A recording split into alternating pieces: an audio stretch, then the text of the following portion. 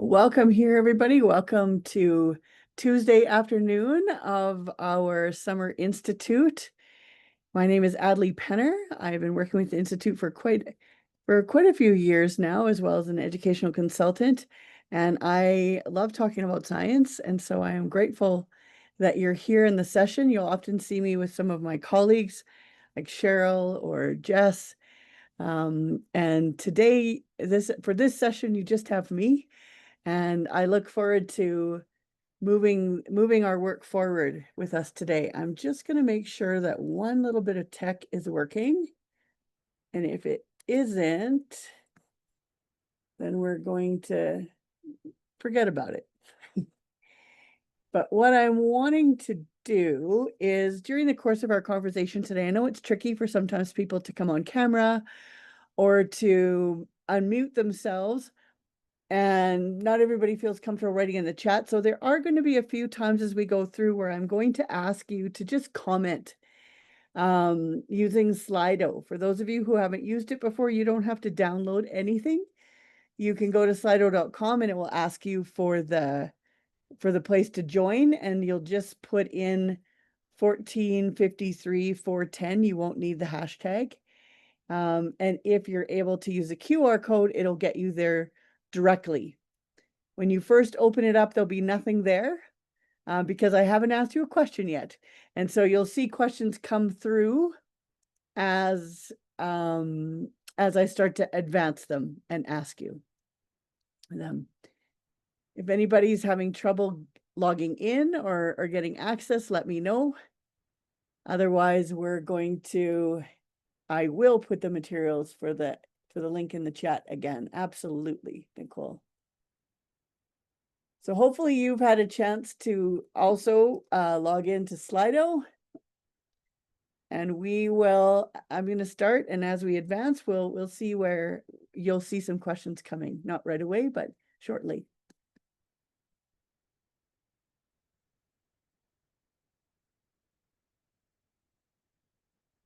For those of us who were together this morning, I know that we've had a formal land acknowledgement, but I do want to let you know that I am coming from Treaty 7 today. I am blessed to live out in Bragg Creek area. We are neighbors to the Tsuut'ina Nation and have an opportunity to connect regularly to talk about the land that we have the privilege of being stewards of.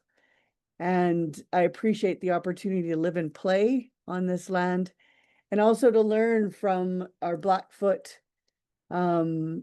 nations of Kainai, Piikani, and Siksika. Also the Stoney Nakoda Nation, which includes Chiniki, Bearspaw, and Stony Good nations. As I've mentioned, my neighbors are the Tsuut'ina, and I also want to acknowledge the Métis government, Alberta District number 6, that takes place and lives and plays here also on Treaty 7. You're seeing drone footage that we put together at the APLC. And if you're interested in using it, you'll find it on our website, and I can also send you the link to it. But it's a nice reminder of the land that we have the privilege of being on here today.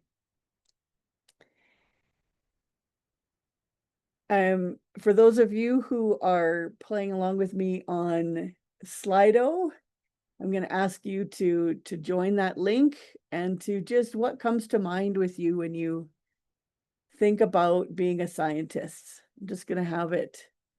We'll be able to see curiosity. Thank you. Absolutely. Staying curious, seeing what we can notice. Inquisitive. Yes. Looking closely, observing. Critical thinking. Thank you.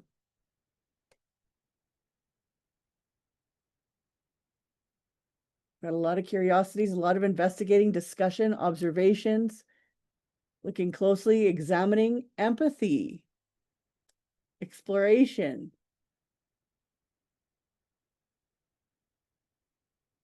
Thank you for those comments. I think it's interesting as we position this conversation to look at our curriculum and think about what does it mean for us to have our students think about being a scientist. So thank you very much for your opening comments. I'm going to be asking you to participate a couple times during our piece.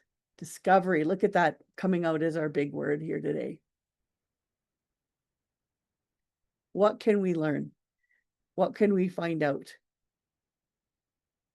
And so just a little bit about why this presentation came forward.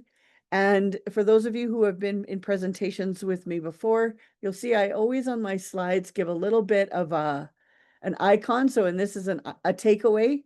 So as you look through the slides later, or as we're going through them today, you'll see that I've got a little note on several slides that shows where there's resources to support that particular line of thinking within the slide, within the folder, and where I've put in some blanks of what we're going to be talking about today. So just to let you know what that takeaway is about.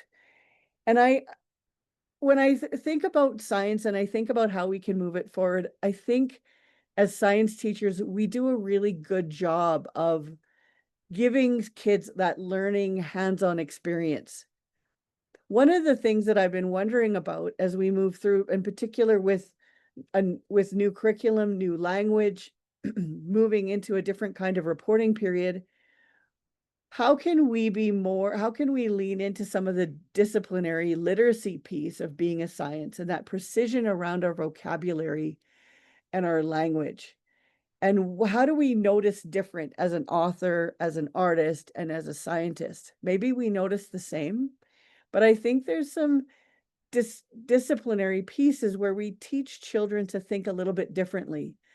And I think when we look through our science curriculum, it's fun for us to think about how might we bring that to light as a scientist, because it gives us a chance to open some broader pieces. And I think it gives us a chance to investigate in some different ways.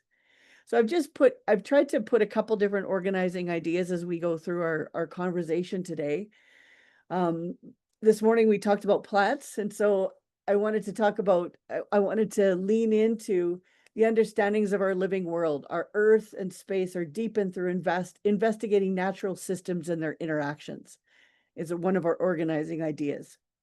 Our guiding question is, how can Earth's components and relationship to the sun be understood? And the learning outcome, the piece that we're going to be asked to move forward, the piece that we're going to be asked to assess. And we've talked a lot about looking at some of the verbs and the nouns as we go through. The verbs as the action items that we're going to assess, and the nouns are the concepts that we're going to move forward. We look here at students investigate Earth, its landforms, its bodies of water, and its relationship to the sun. So we see in the knowledge the piece of, it takes how long to go around the sun, how long a day is, how that impacts how days are organized, and how we might represent that rotation. When we start to look at it from that scientist perspective, it's interesting for us to think about what would a student want to investigate. We talked about being curious about Earth, landforms, body of waters, and its relationship to the sun. And so we see here that, our curriculum's taken on some pieces around revolving and the connections to the pattern of day and night. Are there other pieces that our grade 2 students actually might be interested about? You think about that first snowfall and everybody runs outside and we stick out our tongues and we think about a snowflake landing on our tongue. And what does that look like for us when we think about that true investigation? What could that mean for us here?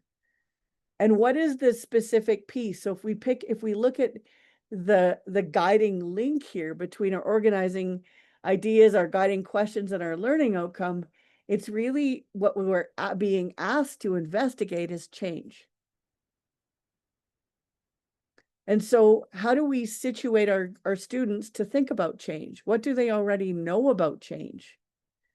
And then how might that explain and hold that layers of stories of the past? as we start to think about that here as we move forward. So you'll see in grade 2, it was investigating its landforms. In grade 3, we're now looking at that change piece. So if I have a split grade, if I have grade 2s, how do I get grade 2s ready to think about change and investigate change? And what do our grade 3 students need to know that's happened before to understand what change looks like? Well, as we're setting up these conversations, I like to go back to Julie Stern and her work of creating these kind of conceptual overriding questions that we can be using with our students as we're thinking about having them think about a scientist, think like a scientist. Creating from that learning objective and our guiding questions, create their own question for inquiry so that they can start to personalize it and think about creating that impact for them. And I like the way she's put together these sentence phrases around what is the relationship between our concept of maybe earth or a tree and a living forest and the sun or the solar system or heat or whatever it is that we want to pick out our concept there, or what is the relationship between day and night in that grade 2 piece. How does the sun impact our forests? What effect does something and something have on something else? How do these forces interact? Having some of these sentence starters are really interesting to use with our students as we're prompting them to think like scientists. We may also want to, this is a sketch note from our friend Cheryl. We may want to take a time and have our students start to build out some of these interactions and what is their relationship to each other in a sketch note. Whether when we start that work with our grade 2s and 3s, they start to develop that language and they start to develop that scientific inquiry curiosity that we talked about, because they can start to see how many different things that they can start to pick on from the language that we talked about. I'm going to ask you to join me here again and ask you what challenges you face in implementing scientific inquiry into your classrooms. What are some of the challenges that you face that maybe we could talk about today together as a team?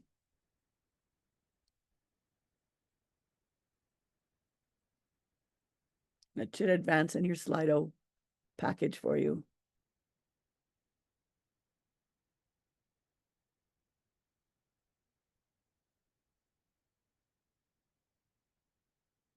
Resources. If you feel comfortable, tease that out a little bit around what kind of resources. Class sizes, certainly. Some of you are in the class this morning. We're talking about 50 kids in a library. We're seeing more and more of, student unfamiliarity with design thinking, being able to go beyond the scientific method and really create our own inquiry questions. Attending to learning needs. How do we create task design so that everybody can find themselves in it? Content to cover. Attitudes towards science. That's interesting. I'd like to hear more about that. Students' prior knowledge. One of the things I hear a lot as I work with science teachers, and as I do my own work in classrooms alongside teachers, I find there is a piece where we have to remind students about how to be a student and how to be a scientist. How might a scientist approach a tool or a set of resources that we're going to use? We were putting on yes, excessive reliance on AI. Thank you. We were going to be doing a bit of an experiment and with nature and just looking at some of the different trees, deciduous, conifers, etc., and how they grow and why they grow, and some exceptions to the rules, because it was coming out to the larch time here in Alberta. And so we were, we wanted to bring in some of that learning. And so as we brought out some investigative tools like a magnifying glass a paintbrush, some of the things that we might be able to use with our students for their investigating piece of different colored pens, etc. One of the things that we noticed right away, and I don't know if this relates to some of the challenges that you're seeing, but we just found that the items that we were bringing out felt like toys to the kids, and they needed a moment to play. And so we let them play with the different leaf things and those kinds of things, and the examples that we had, some of the exemplary pieces. And then we went back and we said, what you have in your hands are actually not play toys. These are science equipment that people regularly use to learn more about our Earth. And it was really interesting to see sort of the light bulbs and that shift in our class happen, because it was almost like students realized, oh, you're asking me to actually be a scientist, not just think like one. And so we talked about how might a scientist use a balance? How might they use the magnifying glass? What is the purpose of a magnifying glass? And it was interesting as we started to move through that thinking, and even the juxtaposition about the tools, as we started to think about, okay, well, what are we wanting to learn? What problem are we wanting to solve? We did lean into, exactly as you've mentioned here, the design thinking routine. And we looked at the scientific inquiry. How was it put together? I mean, at the grade appropriate level, but really getting kids to understand that so that it could be routine.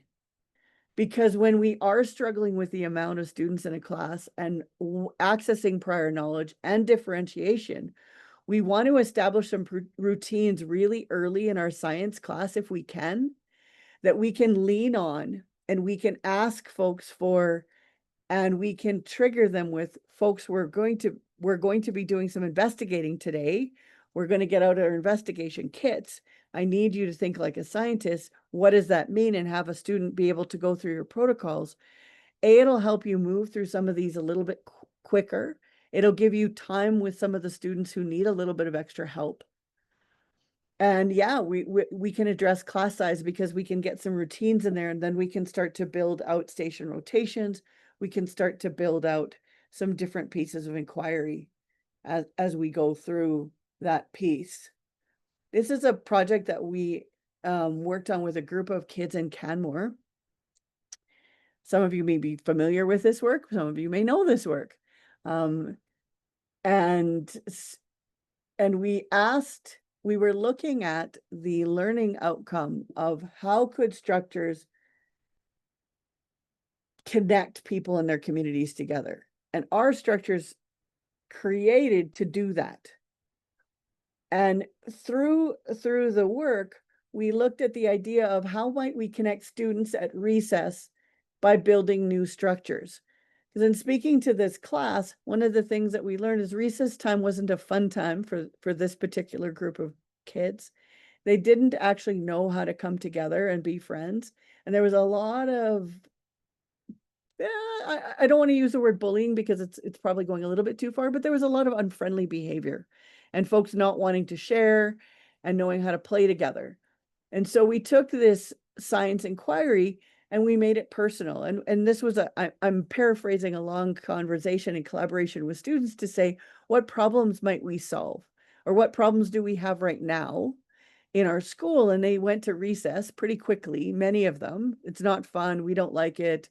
All of the different things that were happening in this particular school. And so then we came up with the inquiry question of how might we connect students at recess by building new structures. And so you'll see our friend Aria has built a statue. I just love that so much. And you see the representation that she's created with her purple and her pipe cleaner, which comes out again, and her sticks. So she's created this statue. And then we had folks, to build my structure, I used materials, fasteners, building strategies. So we had some prompts, and you'll see how Aria has filled that in. And then we asked for students to do some self-reflection around their approaches to learning, around their management skills, their thinking skills, their communication skills, and their social skills. And you'll see that in her thinking skills, and again, I love the way she just went right around that circle. I asked if it was a good idea to put pipe cleaners on my structure. And so when you look at this, what's interesting about this activity is it's scalable. I've used it all the way up to grade 12. And so there's nothing particularly grade 2 or grade 3 other than the answers that we get in the prompts that we might use.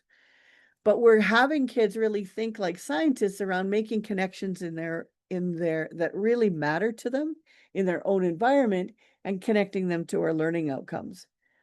And I think for those of us who said, well, there's a lot to cover, and we've got a lot of kids doing an activity like this, there were 34 kids that came together. So there was a larger group of kids that came together.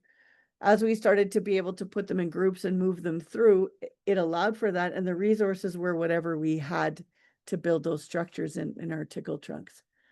So it took away some of the barriers that we had previously to the scientific method and thinking like a scientist, and created an equal playing ground, because different kids were able to build different structures, and the way in which they thought about the structures was what they could do and what they could own. I don't see any questions in the chat, so I'm going to continue here, but feel free if you've got any questions or comments as we go through. I will do my best to have a conversation with you as we go through.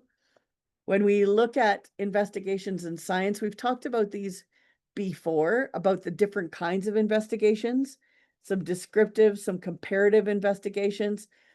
We ask a question. It doesn't require the complete scientific method. So for some classes who we do have a larger continuum of learning, sometimes these are interesting because they don't always need a hypothesis, because they're really going out and they're doing that descriptive work. When we look at experimental investigations, again, they're testing, and we're using that classic scientific method. We've added on to include oral traditions and teachings, and some of you are in our morning session, so I won't go into them too long, but we've added oral stories and traditional teachings, and you'll see there the Blackfoot circle. It's also used with the Anishinaabe. Cree folks, you have different symbols for their teachings and their grounding, and as well as Métis, and we'll see different research and relationships with the land that are being explained.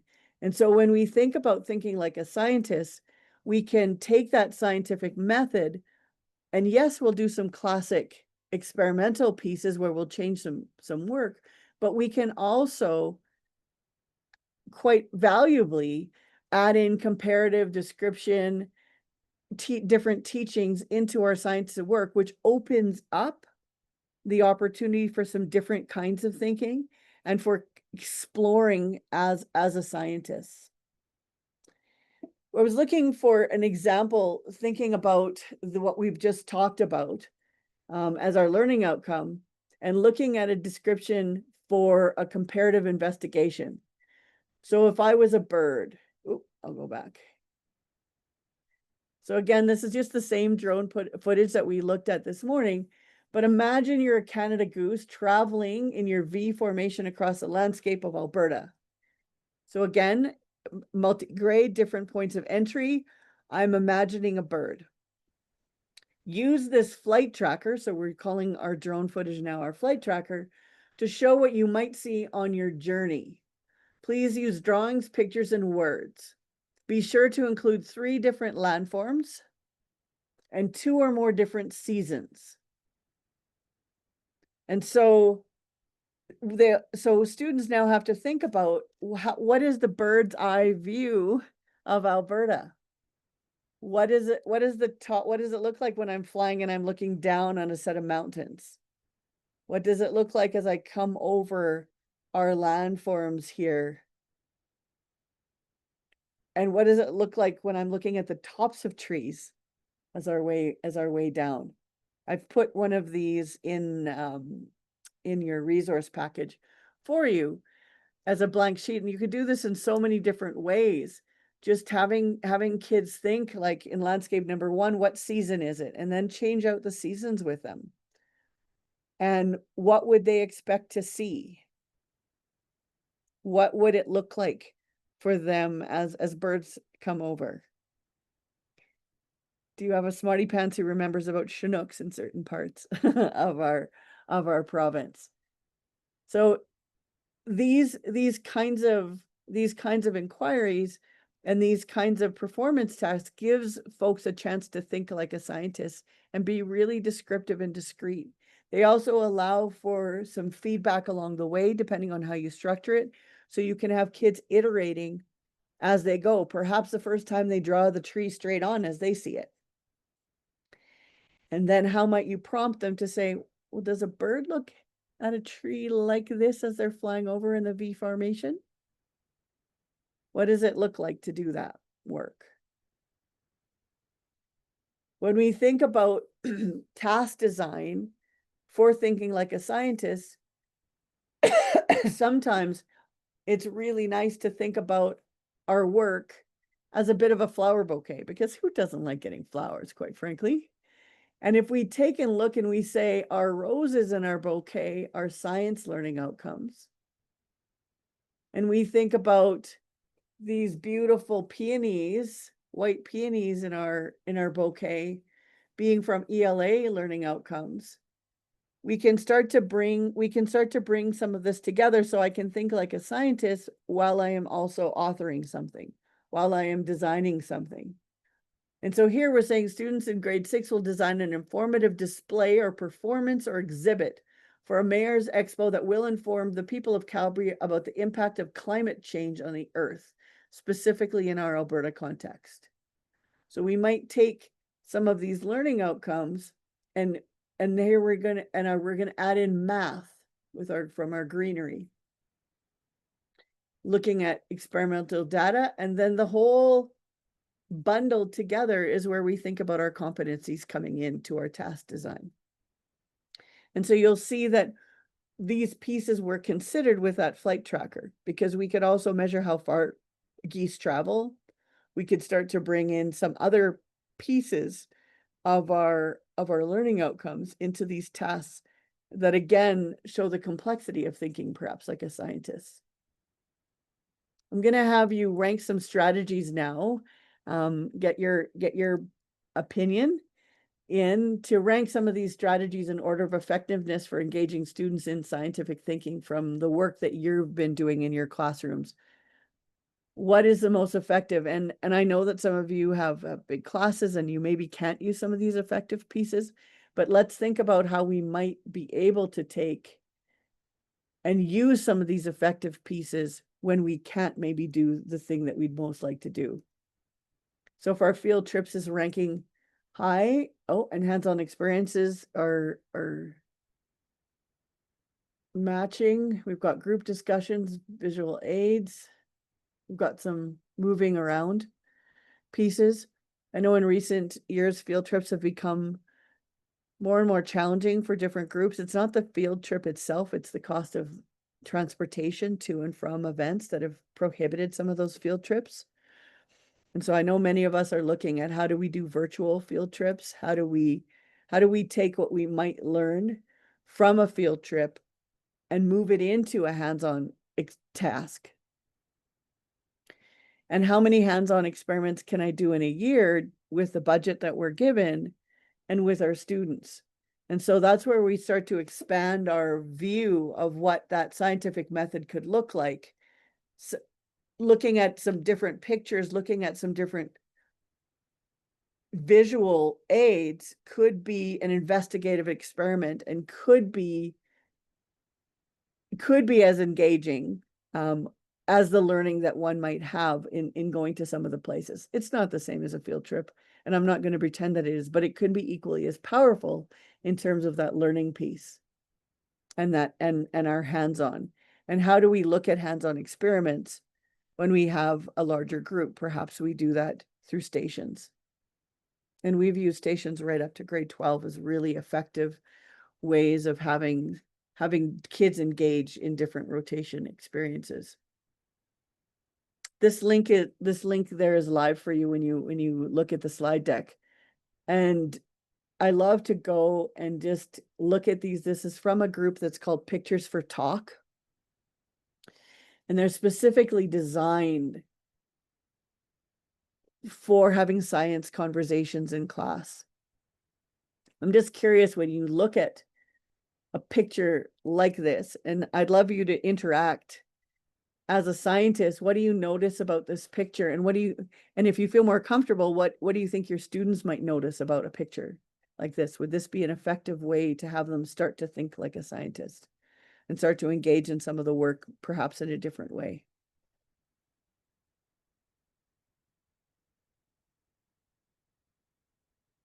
Observing patterns. Thank you, Rhonda.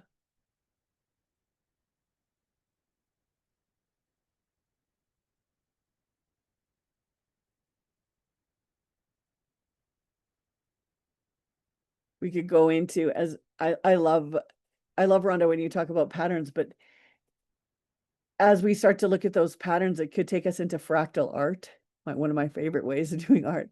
Yeah, wonders and questions, Nicole, about how did it get like that? And why are the colors different at the top to the bottom of the sphere? What's doing that? What do we see reflected?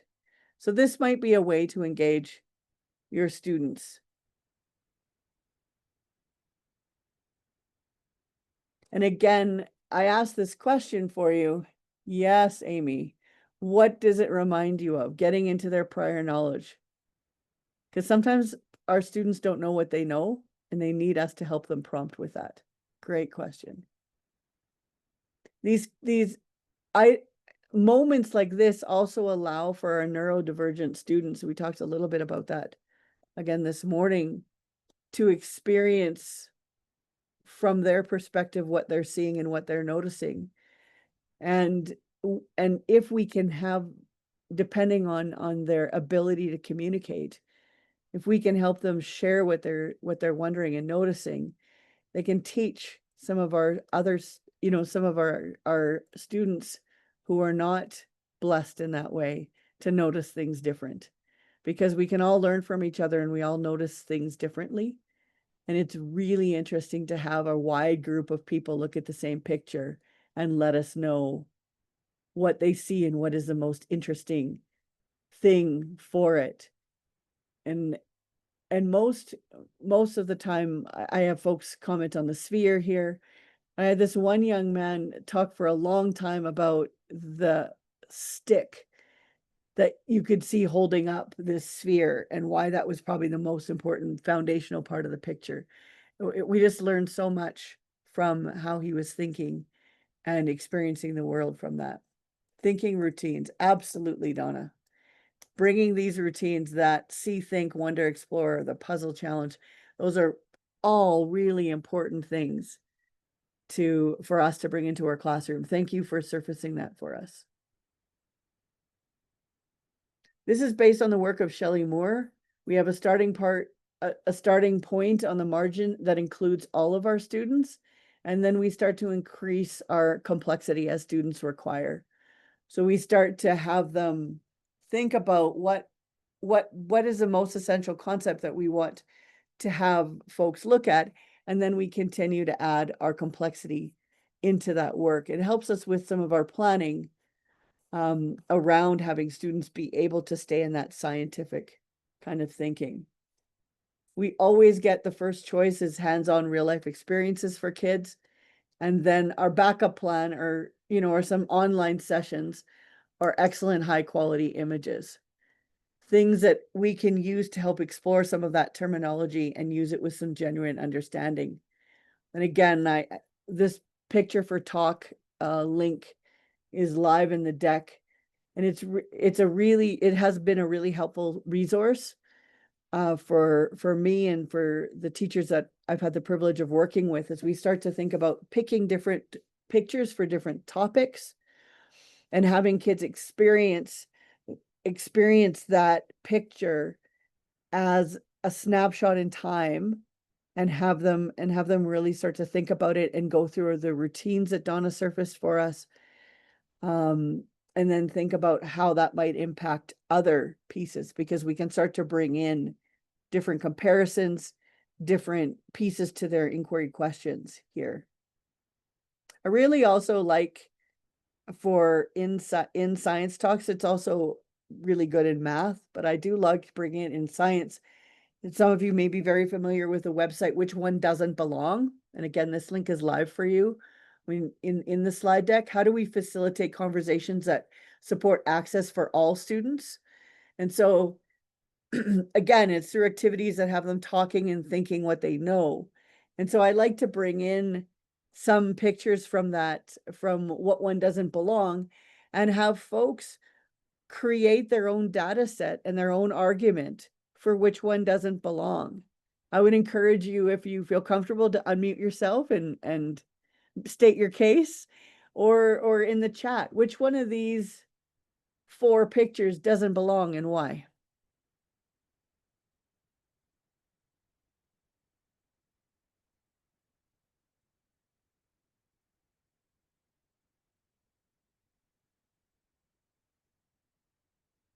We're feeling a little shy. The the the fun part about this, and I'm sure that you've already picked up on it, is that, oh, thank you, Amy. It's the bench. It's not colored, and it's wooden over plastic, over metal plastic. Thank you. Rhonda, the wooden bench, because it doesn't have any color. So we've got 2 votes for the bench. Well, 3 votes for the bench. Picnic table, because it has a table attached. I would say the one with the table. Picnic table.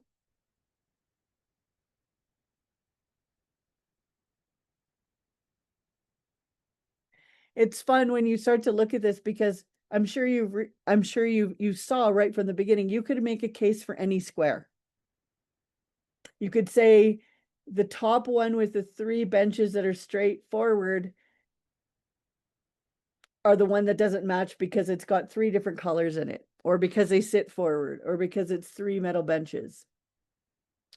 The 3 metal benches that are curved are the only benches that are curved, and they only have 2 colors represented. As you mentioned with the picnic table, it's got chairs, and it's the only one that has a table with the benches.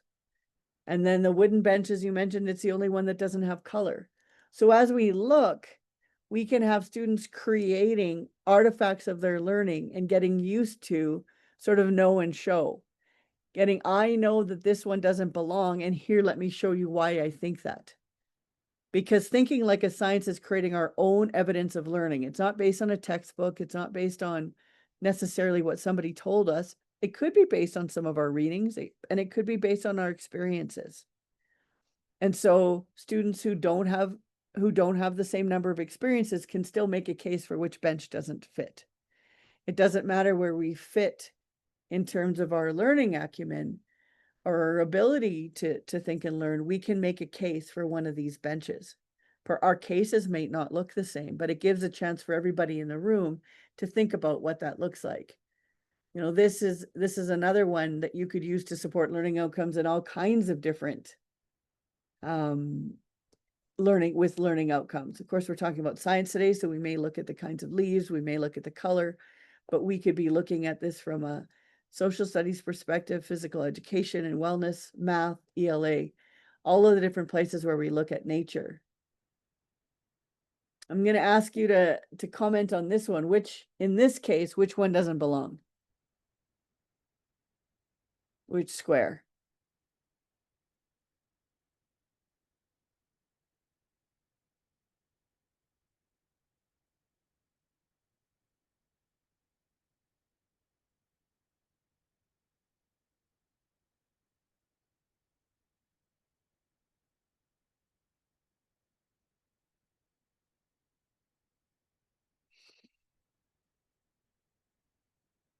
The one and only square filled in the lower half, in the lower left.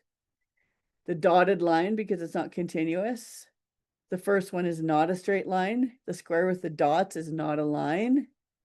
The bottom left because it doesn't go all the way across diagonally. Great.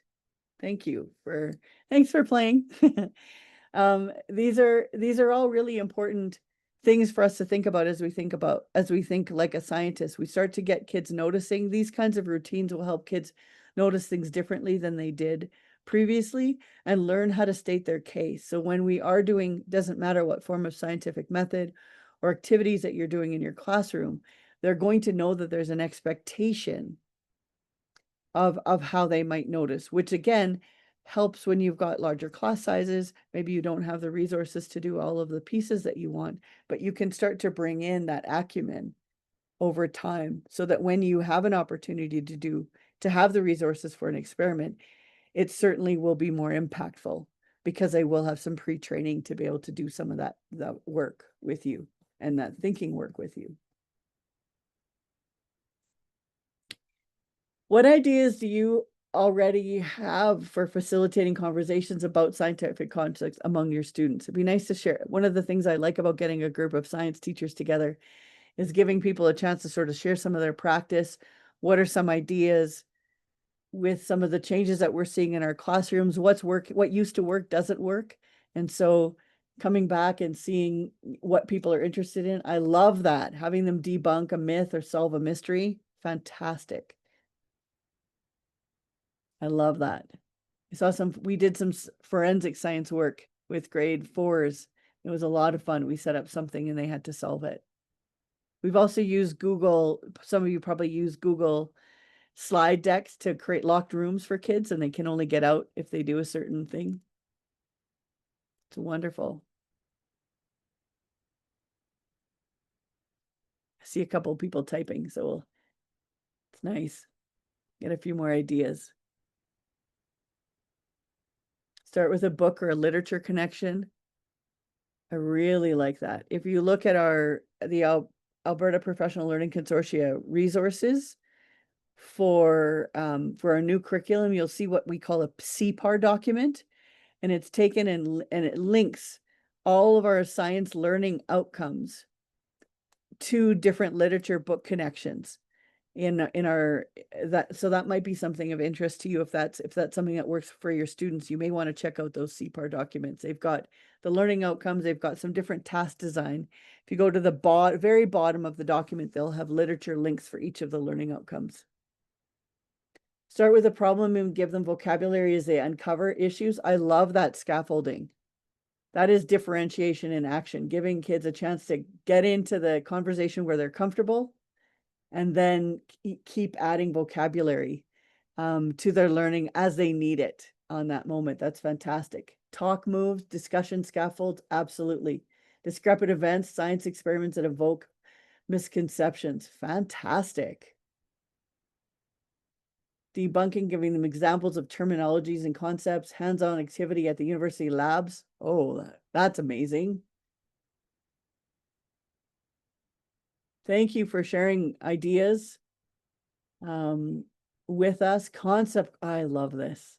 Concept cartoons. Present a cartoon where characters share a different and sometimes incorrect explanations of a phenomenon, and students discuss why they agree and why they don't, what they agree and what they don't with. That is so impactful for creating that own evidence. Thank you for sharing that. Continue to share as you think. These are great ideas and great things for us to think about. How do we facilitate those conversations, and what kinds of things can we get kids moving through? Because those mystery things don't always require a lot of resources, depending on how we set them up. And those concept cartoons don't either. And yet you can differentiate for all of the kids in your class. Thank you. I talk about nature journaling probably in almost every session, so I apologize for those of you who are hearing it for the 80th time. You'll see that John Muir Laws, when you go to his website, he's got some free downloads, and he's got some really interesting and important prompts for how to do field activities with students. and getting them to really understand some of the mechanics and ways to express themselves like a scientist. So he's got some really good prompts about the elements that need to be in a nature observation journal, how to draw pictures, what kinds of pictures, drawings at different scales. He creates an equal playing field for whether you're an artist or you're not. Whether you're somebody at Pictionary who people know what the picture is and who's are not sure, he gives you some really great ways to get around that. He talks about different ways to share observations, ideas, and thinking, some different notes about how you might use color, comprehensive metadata. And again, as you go through his field study notes, he really equals the playing field in terms of the diversity that you might be seeing with your student population and how you might support that.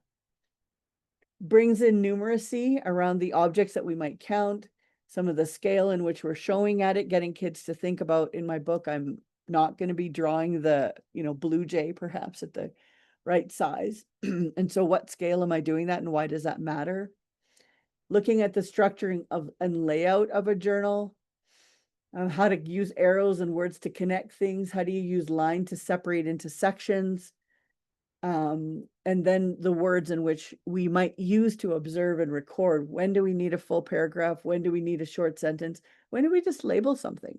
And that helps us. So this again can be really helpful for you. And as you're triangulating your evidence, this might be something interesting to put in a single point rubric, because you will have all of your triangulation move forward with observation, product, and conversation moving forward. Excuse me, my throat's a little dry. So I really do like to use some kind of journal or some kind of way in which students can show what they're thinking and build then upon it. So that is the end of Thinking Like a Scientist for today. I'm going to put the link to all of the resources that were shared in our presentation.